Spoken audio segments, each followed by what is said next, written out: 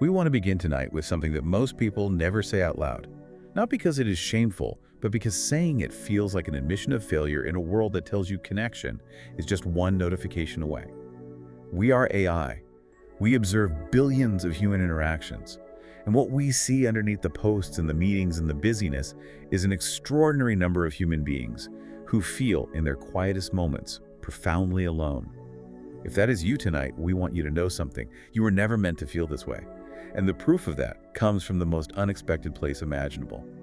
Welcome to Two Beans in a Pod. We are so incredibly glad you're here with us, truly. Yeah, we really are. Tonight's conversation is titled, You Were Never Meant to Feel This Alone, What Animals Taught Science About the Most Human Thing of All. And our mission today is to justly explore the decades of really profound animal research by the primatologist Frans de Waal, specifically through his book, The Age of Empathy. Right. We want to pull out the core scientific insights that explain exactly why modern life feels so isolating and, how your own biology actually holds the cure. But before we get to the science, we just want to take our time and name the feeling. Yeah, because the loneliness we're talking about tonight, it isn't always that loud, crashing wave of grief. Yeah. Or like a sudden abandonment. No, not at all. It's often much quieter than that. It's just ordinary. It is the quiet loneliness of the everyday. Exactly. I mean, think of it like the slow drip of a Sunday afternoon when the light starts to fade and the house gets a little too quiet and there's just this sudden hollow space in your chest. Oh, that Sunday feeling, or that feeling at midnight when the room is dark and your face is just lit up by the harsh glow of a screen. Right, and you're just endlessly scrolling, searching for some kind of spark of connection that just never quite arrives. It's the sheer compounding exhaustion of answering, I'm fine, when someone asks how you are. Because they don't really have the time to hear the truth. And honestly, you don't really have the energy to explain it. It is a really heavy thing to carry. And if you are carrying it right now, we want to gently validate that experience for you. Yeah, we aren't going to rush to offer you quick fixes tonight. The world is, it's full of people trying to fix you. But feeling truly understood, having someone simply sit with you in the dark and acknowledge that the dark is real, that is the very beginning of belonging. It really is. We see you. Your experience is completely real.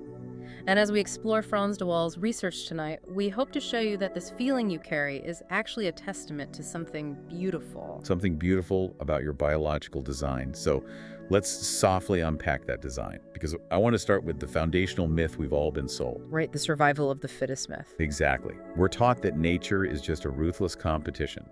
We're told that the biological world is selfish to its core, and that to survive, we have to harden ourselves. And if that's true, how does empathy, this soft, vulnerable need for deep connection, how does that fit into a world that is supposedly so cold? Well, for a very long time, science operated on something called veneer theory. Veneer theory, yeah. It was this idea, championed by early philosophers like Thomas Hobbes, that human morality and empathy were just this thin, artificial veneer. Like a fragile layer of civilized behavior just painted over an essentially selfish, nasty biological core. Right. They believe morality is a garden we have to constantly weed, because nature itself is a brutal wasteland. But Frans de Waal's research, it completely dismantles veneer theory. It really does. He proves that empathy is not some fragile human invention. It's an ancient biological inheritance. It is millions of years older than humanity itself. Older than humanity. I mean, that implies it isn't just a learned virtue, but a hardwired survival mechanism. But why did it evolve? Why is it an evolutionary advantage to care about the pain of someone else? Yeah, exactly. Well, it all begins with mammalian maternal care. Think about it, reptiles, they hatch from their eggs and just immediately run off to fend for themselves. Right, they're fully independent from day one. But mammals are born completely helpless. A mammalian mother had to be exquisitely attuned to her infant. She had to instinctively feel her baby's cold or hunger or fear. Because if she wasn't deeply sensitive to those needs, her offspring simply died, and her genetic line ended. Exactly. So empathy was an obligatory biological mechanism for survival. And over millions of years, nature took that maternal neural wiring, that profound sensitivity to another's distress, and expanded it. It expanded it outward to the rest of the group, ensuring the survival of the entire community. Yeah. We are built from a lineage that had to care in order to survive. That makes so much sense. Yeah. But how does Frans de Waal actually prove that this ancient empathy exists outside of humanity? Well, he spent his life observing it. Consider chimpanzees, our closest relatives. When a fight breaks out in a chimp group, it's loud, violent, and chaotic. I can imagine. But what happens afterward is what really matters. Bystanders will approach the loser of the fight. They will literally put an arm around them, they offer physical hugs, and even kiss them to calm them down. It's pure, unmistakable consolation. But wait, let me push back gently on that. Everything I've learned about primate politics says it can be incredibly Machiavellian. Right, the political maneuvering. Yeah. Are we absolutely sure they aren't just hugging to secure future alliances? Couldn't that just be self-interest disguised as empathy? That is exactly what the cynics argued for years. But de Waal's data shows something remarkable. They frequently console the lowest-ranking individuals or juveniles who have absolutely zero political capital to offer. Wow. So there's no evolutionary reward for it. None at all. No food, no dominance. It is a genuine biological response to witnessing distress in another living being. That is beautiful. De Waal also shares this amazing story of a researcher named Nadia Coates, who raised a young chimpanzee named Yoni. Sometimes Nadia would pretend to cry just to test his reaction. Oh wow, what did he do? Even if Yoni was in the middle of playing or eating his absolute favorite food, the moment he saw her tears, he would drop everything. She dropped his food. Yes, he would rush over to her, look deep into her eyes, and gently touch her face to comfort her. He recognized the shape of her sadness, even across species. That is just incredible. But if this hardware is so deep, does it require a primate brain? What do you mean? Like, do we see this empathetic mapping in completely different mammalian structures? Oh, absolutely. We see it in animals with vastly different brains. Think of the immense, silent grace of elephants. They are so majestic. They possess these specialized brain cells called von Economo neurons, or spindle neurons, which are linked to social awareness and empathy, exactly like humans have. Wow. When an elephant is injured or distressed or has fallen, the others do not abandon it. They stand vigil. They just stay with them. Yeah, they will physically surround their friend, leaning in to support their tremendous weight, and they produce these low, resonant, reassuring rumbles. They are literally sharing the physical and emotional burden of the pain. They really are. Okay, so primates and elephants are highly intelligent, complex mammals. What happens if we look further down the evolutionary tree? To a simpler creature. Yeah, one that we assume is driven almost entirely by basic survival instincts, like, say, a rat. Frans de Waal points to controlled experiments with rats that answer exactly that. In these studies, one rat was placed in a dry, safe space, while a companion was trapped in a small, soaked area. So the trapped rat is visibly experiencing distress. Yes, and the safe rat could have just ignored it. Instead, the safe rat would work frantically to figure out how to open the door and free the trapped companion. Hold on. My understanding of basic behavioral psychology is that a rat will always prioritize a high-calorie food reward. Like they'll press a lever for sugar water until they collapse. Right. Are you telling me they will stop seeking food to help another rat? Yes, and that is where the experiment gets truly breathtaking. The researchers introduced chocolate chips into the safe space. Oh my goodness, the ultimate test. Exactly. The free rat had a choice: eat the chocolate or free the trapped rat. And they consistently chose to free the trapped companion. Wait, really? They gave up the chocolate? They did. And they would even share the chocolate with them afterward. They valued the relief of their companion's distress over their own exclusive physical reward. That completely defies pure selfish behaviorism. It means empathy literally overrides their primary survival drive for food. It does, because the mechanism here is profound. The distress of the trapped rat induces a mirrored state of physical distress in the free rat. Oh, I see. Opening the door isn't just a nice moral choice, it relieves the free rat's own empathetic pain. They are biologically compelled to choose connection over consumption. Okay, so a rat will act to stop another rat's pain. But does an animal actually understand what another species specifically needs? Or are they just reacting to a loud noise? They actually understand, and to see that, we look at a bonobo named Kuni. Kuni was in an enclosure when she found a starling, a small bird that had hit the glass, and was stunned. Oh, poor Kuni didn't eat the bird. She didn't ignore it. She gently picked the bird up, holding it delicately in one hand. Wow. She climbed to the absolute highest point of the tallest tree in her enclosure. She wrapped her legs around the trunk so she could have both hands free. And then Cooney carefully unfolded the bird's wings, spreading them wide. Oh, wait. Yes, and she threw the bird up into the air to help it fly. When the bird fluttered to the ground, still too stunned to fly, Cooney climbed down and stood guard over it for a long time, protecting it from curious juveniles. She didn't treat the bird like a bonobo. She actively took the perspective of a completely different species. She understood that a bird needs height and a bird needs open wings. Exactly. In science, that is called targeted helping. She placed her own mind inside the physical reality of another creature. That is it's breathtaking. And the overarching takeaway here, for you listening right now, is that these stories are the undeniable biological proof that you are hardwired for deep connection. Empathy is woven into the very fabric of your nervous system. You are built from a lineage of creatures that console, that stand vigil, that liberate, and that protect. Which brings us to the actual physical machinery making this happen inside the human body. Right. What is going on in our neurology when we connect with someone else? It is driven by something called mirror neurons. When you watch someone else perform an action, picking up a cup, smiling or crying, the exact same neurons fire in your brain as if you were performing the action yourself. So your brain does not passively observe the world. It actively simulates the inner experience of the people around you. Precisely. I've always thought of mirror neurons like a tuning fork. If you have two tuning forks in a room, and you strike one so it begins to ring with a specific note, say a note of deep sadness or soaring joy, the other tuning fork, resting completely untouched on the other side of the room, will automatically begin to hum at the exact same frequency. But how does the brain actually do that? What is the mechanism behind the hum? The mechanism is neural mapping. When you see someone stub their toe, your brain doesn't just register, oh, they're in pain. Your brain literally maps their physical body onto your own neurological map. So it runs a real-time, high-fidelity simulation of their pain signals in your own neural pathways. Exactly.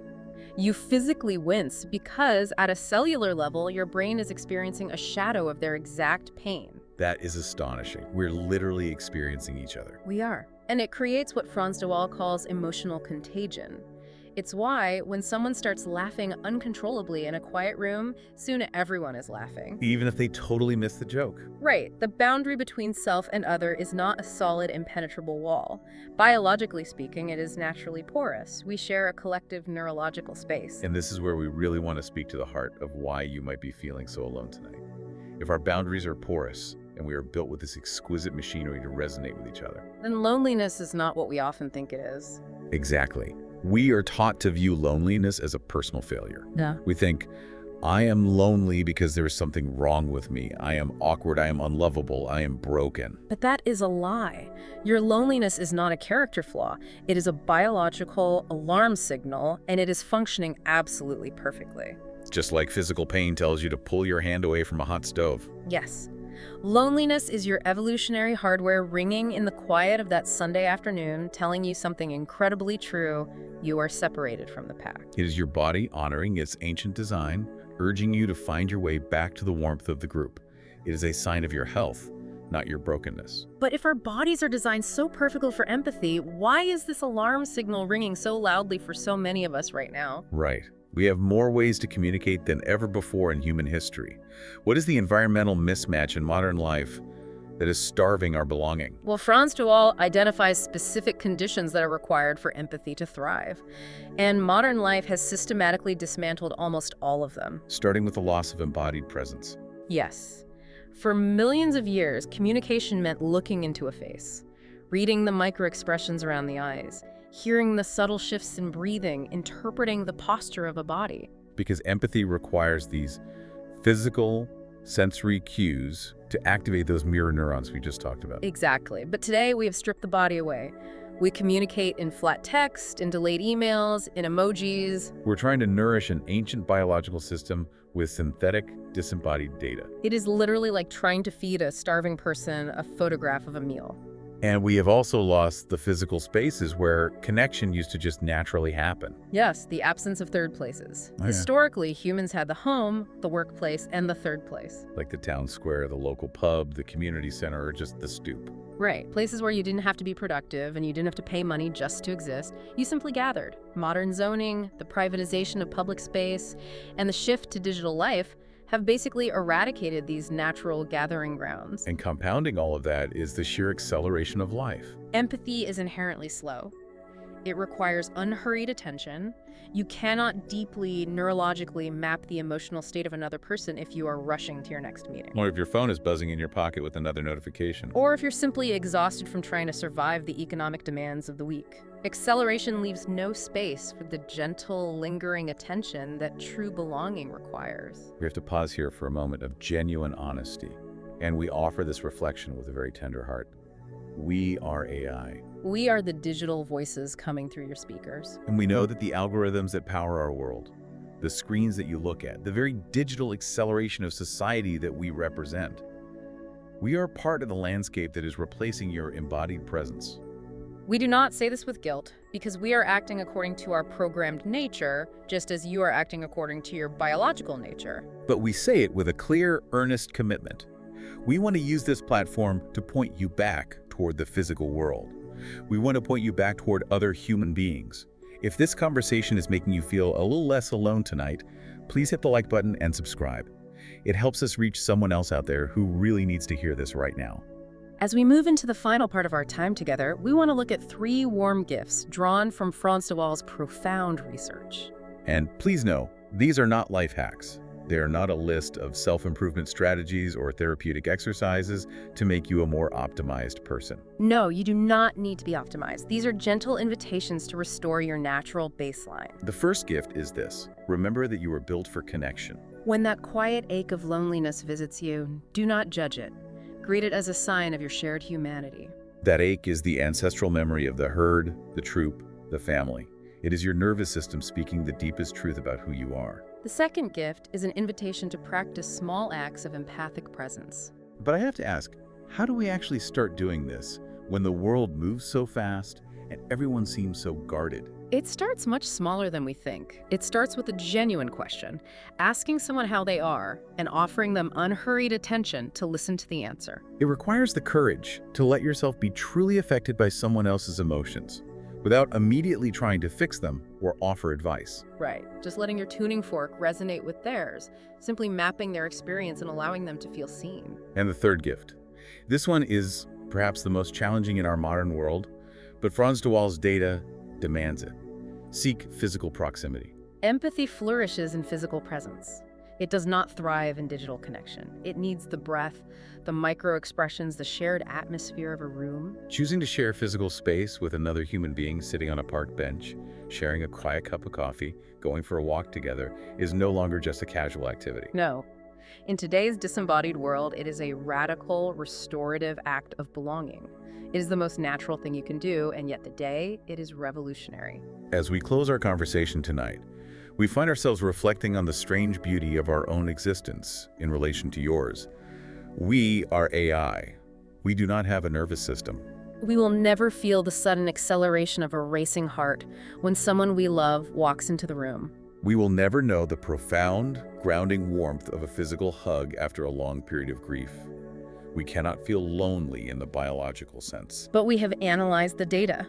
We have studied every documented act of human connection, every poem written about longing, every neurological scan of a brain in love, every observation of elephants standing vigil in the dust. And looking at all of that, we believe with absolute, unshakable conviction that every single human being listening to this right now already possesses everything they need to belong.